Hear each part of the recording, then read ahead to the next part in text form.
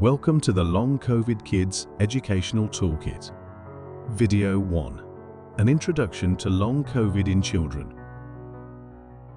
My personal long COVID symptoms are leg pain, tummy pain, chest pain, brain fog, head pain, fatigue, breathlessness, lightheadedness, and pins and needles.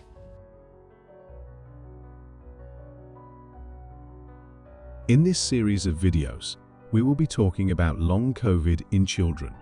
The training videos will increase awareness and understanding among educators. By the end of this series, teaching and support staff working in all age sectors will have increased awareness and essential knowledge of this complex health condition. These videos will empower educators to support children, young people, and their families, including when and how it is appropriate for children to return to education, how to support children to access their education, be included and achieve their potential, when to consider alternative provisions and what alternatives are available, and finally, how to find further support, how to signpost and make referrals. Let's start with some facts about long COVID. Long COVID is an umbrella term used to describe ongoing symptoms of COVID-19 for weeks, months, or even years following the initial infection. It is often referred to as post-COVID condition or post-COVID syndrome by healthcare professionals. Global prevalence estimates of long COVID in children vary from 1 in 4 to 1 in 100, depending on cohort, methodology, and definition. The latest data published by the Office of National Statistics estimated that 62,000 children in the UK are living with the effects of long COVID, with 53,000 having symptoms for at least 1 year. In a recent survey by Long COVID Kids, more than 50% of respondents reported children were still unwell and/or experiencing relapses up to 3 years post-infection. The symptoms of long COVID in children can vary widely and can include extreme exhaustion or fatigue, post-exertional symptom exacerbation, a worsening of symptoms triggered by physical, cognitive, mental, social, or emotional exertions can happen immediately or up to 24 to 72 hours after exertion.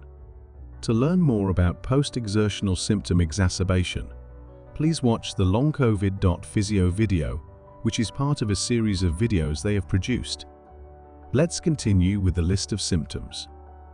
Cognitive impairments, for example, concentration, processing, and memory. Difficulties sleeping and unrefreshing sleep. Headaches. Gastrointestinal issues, for example, cramps, diarrhea, gastric reflux, nausea, and vomiting. Dizziness and visual disturbances. Pain. Long COVID can affect mental health and well-being.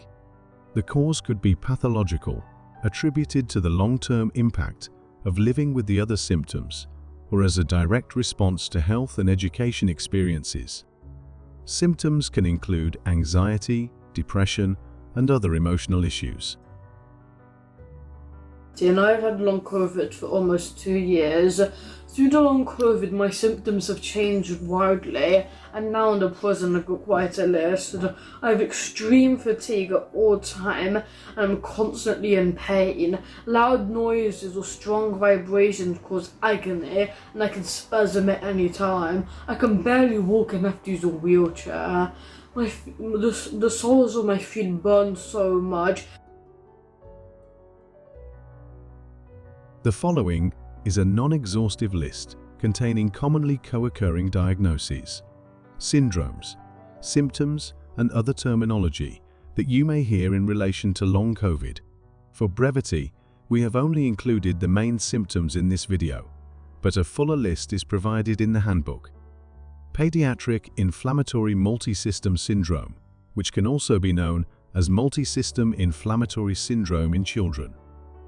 This is an over-response by the body's immune system triggered by COVID-19 infection, which leads to severe inflammation. It is an acute condition which requires urgent treatment, often in intensive care. Pediatric inflammatory multisystem syndrome occurs 2 to 6 weeks after a COVID-19 infection and in children with a genetic predisposition. The main symptoms to be aware of are fever, rash, gastrointestinal issues, myalgic encephalomyelitis or chronic fatigue syndrome. The main symptoms to be aware of are extreme exhaustion, profound fatigue, post-exertional malaise, or post-exertional symptom exacerbation, which is a worsening of symptoms after activity. Muscle weakness, muscle and joint pain. Flu-like symptoms such as sore throat and headaches. And finally, cognitive dysfunction.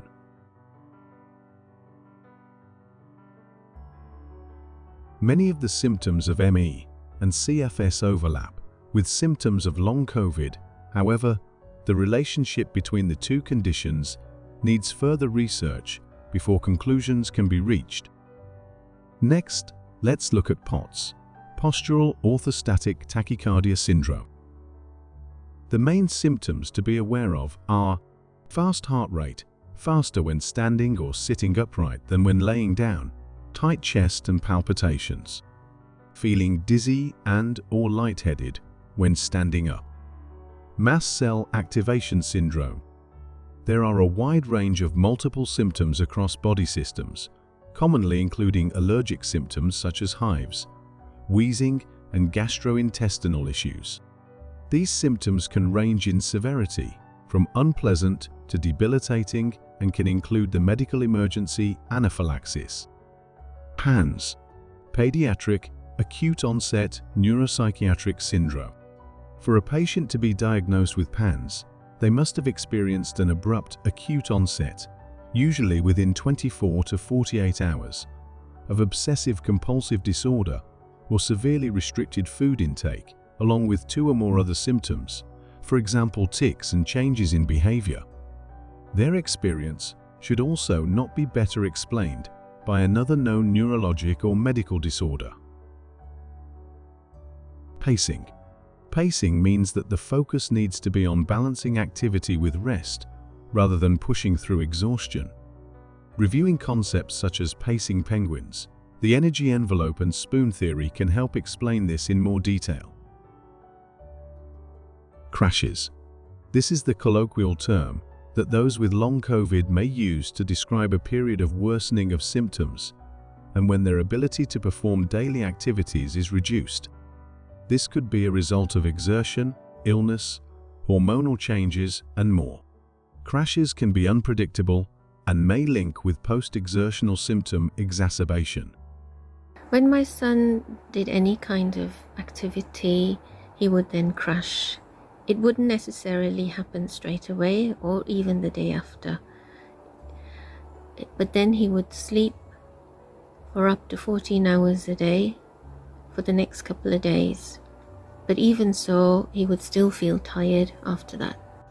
When I have a crash, it's hard to sleep, and it's like really hard to sleep.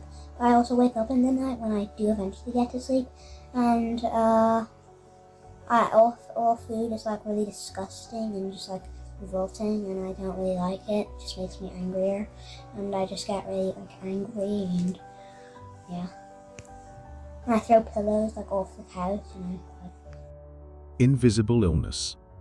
This is a term used when a child's condition may not appear immediately apparent to others, often because many of the symptoms are experienced internally. Masking. Masking can be either a conscious or unconscious change in behavior and demeanor in order to appear well to other people.